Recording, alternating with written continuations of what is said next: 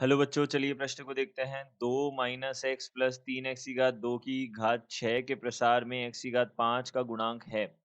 x की घात 5 का गुणांक हमको बताना है। तो देखिए, यहाँ से हम क्या बोल सकते हैं।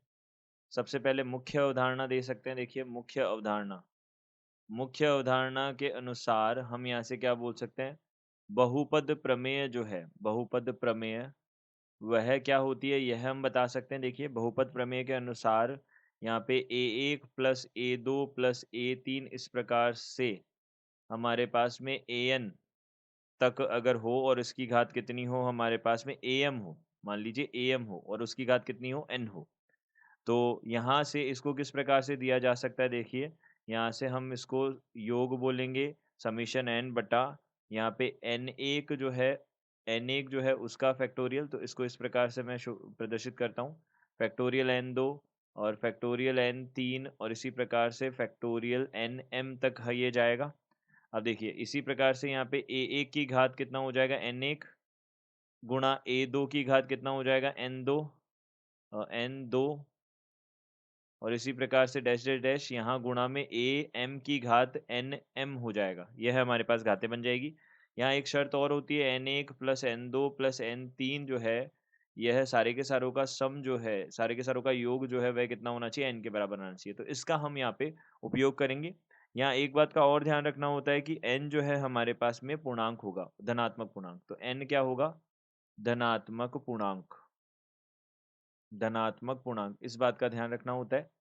अब देखिए, यहाँ से हमने देखा तो यहाँ हमारे पास में क्या है, 2 - x + 3x की घात 2 इसकी घात 6 है। इसको हम किस प्रकार से लिख सकते हैं। देखिए, समीशन यानी कि हम यहाँ पे योग के रूप में, योग यहाँ पे कितना हो जाएगा। देखिए, यहाँ पे हमारे पास हो जाएगा समीशन n फैक्टोरियल n बटा यहाँ से कितना हो जाएगा, फैक्टोरियल n बटा factorial n1 factorial n2 factorial n3। ये 3 पद है तो 3 हो जाएगा। अब देखिए, 2 की घात यहाँ से कितना आ जाएगा, अब n का मान यहाँ पे 6 हो जाएगा, तो यहाँ पे 6 लिख दिया हमने। यहाँ पे n1, उसके बाद में -x की घात कितना हो जाएगा, n2 और यहाँ से कितना हो जाएगा, 3x की घात कितना हो जाएगा, n3 हो जाएगा।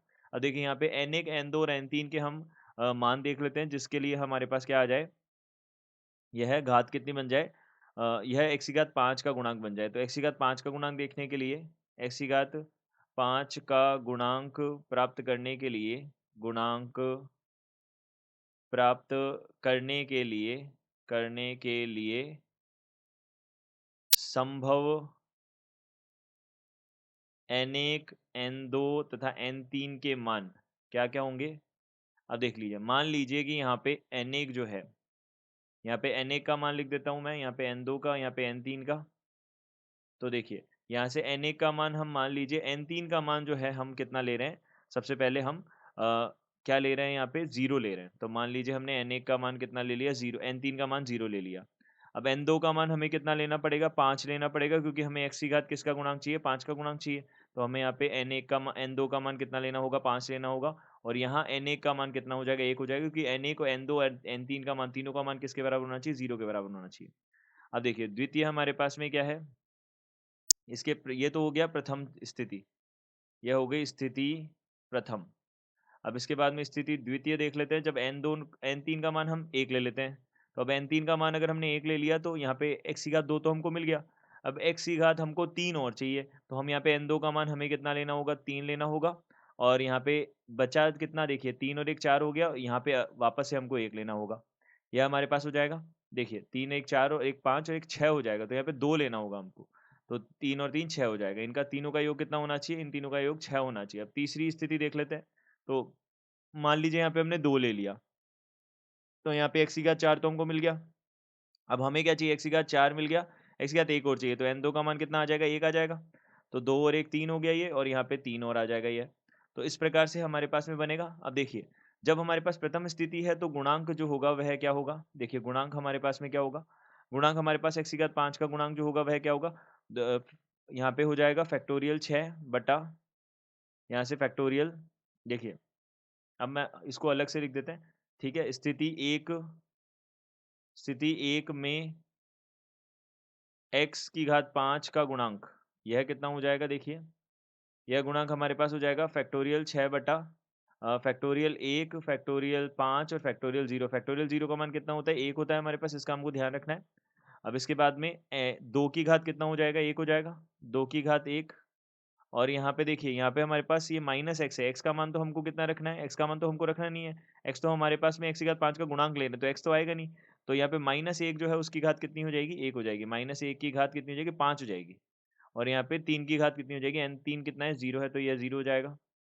अब इसी प्रकार से स्थिति 2 की बात कर लेते हैं। तो स्थिति 2 में एक्स की घात 5 का गुणांक, एक्स की घात 5 का गुणांक, तो यहाँ से कितना हो जाएगा? स्थिति 2 में एक्स की घात 5 का गुणांक, तो फैक्टोरियल 6 बटा फैक्टोरियल, यहाँ से 2 आ जाएगा, फैक्टोरियल 3 आ जाएगा और फैक्टोरियल 1 आ जाएगा। यहाँ पे 2 की घात कितना आ जाएगा? 2 आ जाएगा, और माइनस 1 की घात 3 आ जाएगा, और 3 की घात कितना आ जाएगा? 1 आ जाएगा। यह बन जाएगा। तो यह हमारे पास आ गया। और स्थिति 3 में हम भी देख लेते हैं। स्थिति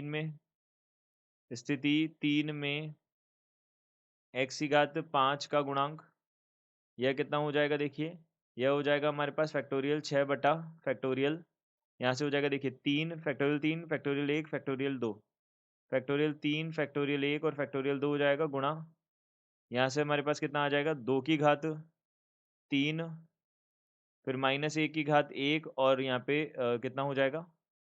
3 की घात 2 हो जाएगा। यहाँ पे 3 की घात 2 हो जाएगा। यह बन जाएगा। तो गुणांक हम बोल सकते हैं एक्स की घात 5 का गुणांक, एक्स की घात 5 का कुल गुणांक, यहाँ पे यह कितना हो जाएगा? देखिए, इसको हल कर लेते हैं अब।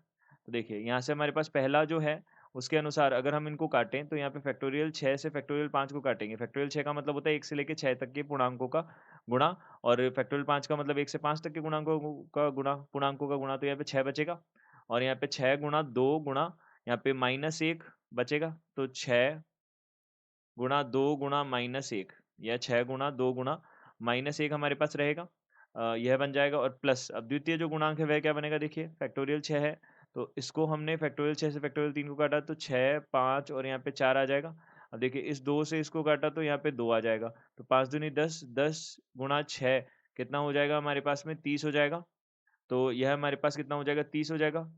देखिए, 60 हो जाएगा। देखिए, 6 गुणा 10, 6 गुणा 60 हो गया। अब 60 गुणा, देखिए 60 गुणा, यहाँ पे आ गया 4, और गुणा माइनस 1 है, तो यहाँ पे माइनस 1 माइनस बाहर आ जाएगा, और गुणा में यहाँ पे कितना हो जाएगा? 3 की घात 1 यानी कि 3 हो जाएगा। यह हमारे पास बन जाएगा। और फिर माइनस, देखिए, जो हमारे पास अंतिम पद है उसमें क्या है? फैक्टोरियल 6, और ये फैक्टोरियल 3 है, तो यहाँ पे कितना आ जाएगा? यहाँ पे आ जाएगा 6 गुणा 5 गुणा 4 आ जाएगा। अब देखिए, 2 से इसको काटेंगे, 2 आ जाएगा, तो यहाँ से कितना हो जाएगा? देखिए, 6 पन्ना 30, 30, और ये गुणा 60 हो जाएगा। 60 गुणा, यहाँ से हमारे पास 2 की घात 3 कितना हो जाएगा? 8 हो जाएगा, और 3 की घात 2 कितना हो जाएगा? यहाँ पे 9 हो जाएगा। और यहाँ पे ऋणात्मक चिन्ह तो आना ही है, क्योंकि माइनस 1 की घात कितना है? 1 है। यह बन जाएगा हमारे पास। यह आ जाएगा। अब देखिए, इसको हल कर लेते हैं। तो यहाँ से हमारे पास कितना आएगा? देखिए, 6 दूनी 12, तो माइनस 12, माइनस यहाँ से कितना हो जाएगा? 4 तिये 12, 12 छिकानी 72, तो यहाँ पे 720 आ जाएगा माइनस। अब देखिए, इसको हल कर लेते हैं। यह हमारे पास कितना आ जाएगा? 4320 आ जाएगा। अब सबका योग कर लेते हैं। तो यहाँ से हमारे पास कितना आ जाएगा? माइनस का 5052 आ जाएगा। यह हमारे पास बन जाएगा। तो हम देख सकते हैं यहाँ से माइनस 5052, यानी कि प्रथम विकल्प हमारा सत्य होगा। तो हम बोल सकते हैं दिए गए प्रश्न का सही विकल्प ए है। आशा करते हैं आपको समझ आया होगा। धन्यवाद।